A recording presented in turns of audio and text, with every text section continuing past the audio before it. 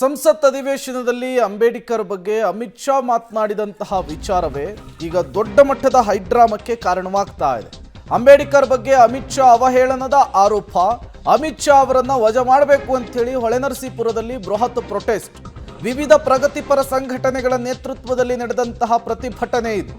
ಅಮಿತ್ ಶಾ ಪ್ರತಿಕೃತಿಗೆ ಬೆಂಕಿ ಹಚ್ಚಿ ತಮ್ಮ ಆಕ್ರೋಶವನ್ನ ಹೊರಹಾಕಿದ್ದಾರೆ ಪ್ರತಿಭಟನಾಕಾರರು. ಅಮಿತ್ ಶಾ ಅವರನ್ನ ವಜಾ ಮಾಡಬೇಕು ಅಂತ ಹೇಳಿ ರಾಷ್ಟ್ರಪತಿಗಳಿಗೆ ಮನವಿಯನ್ನ ಮಾಡಿಕೊಂಡಿದ್ದಾರೆ. ದಲಿತ ಪರ ಸಂಘಟನೆಗಳು ಸೇರಿದಂತೆ ಹಲವು ಸಂಘಟನೆಗಳು ಈ ಪ್ರತಿಭಟನೆಯಲ್ಲಿ ಭಾಗಿಯಾಗಿರುವಂಥದ್ದು. ಸಂಸತ್ನ ಅಧಿವೇಶನದಲ್ಲಿ ಅಮಿತ್ ಶಾ ಅವರು ವಿಪಕ್ಷಗಳು ನಡೆಸ್ತಾ ಇರುವಂತಹ ಹೋರಾಟದ ವಿಚಾರಕ್ಕೆ ಸಂಬಂಧಪಟ್ಟಂತೆ ಮಾತನಾಡಿದರು. ಇತ್ತೀಚೆಗೆ ಅಂಬೇಡ್ಕರ್ ಹೆಸರು ಹೇಳುವಂಥದ್ದು ಒಂದು ರೀತಿ ಟ್ರೆಂಡ್ ಆಗಿದೆ, ಒಂದು ರೀತಿ ಅದನ್ನು ಬಳಕೆ ಮಾಡಿಕೊಳ್ಳೋರ ಸಂಖ್ಯೆ ಜಾಸ್ತಿ ಆಗ್ತಾ ಇದೆ.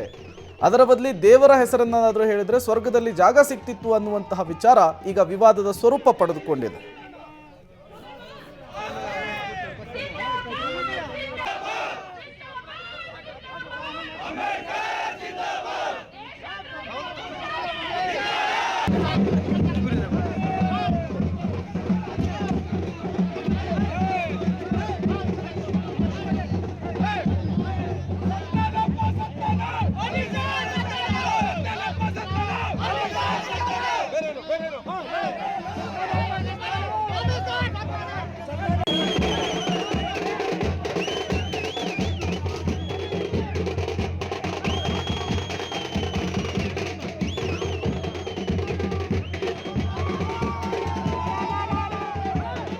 ಹಾಸನದ ಹೊಳೆನರಸೀಪುರದಲ್ಲಿ ಅಂಬೇಡ್ಕರ್ ವಿಚಾರಕ್ಕೆ ಅಮಿತ್ ಶಾ ಕೊಟ್ಟಂತಹ ಹೇಳಿಕೆಗೆ ಯಾವ ರೀತಿ ಪ್ರತಿಭಟನೆ ಇತ್ತು ಅನ್ನೋದನ್ನು ನೋಡಿದ್ವಿ.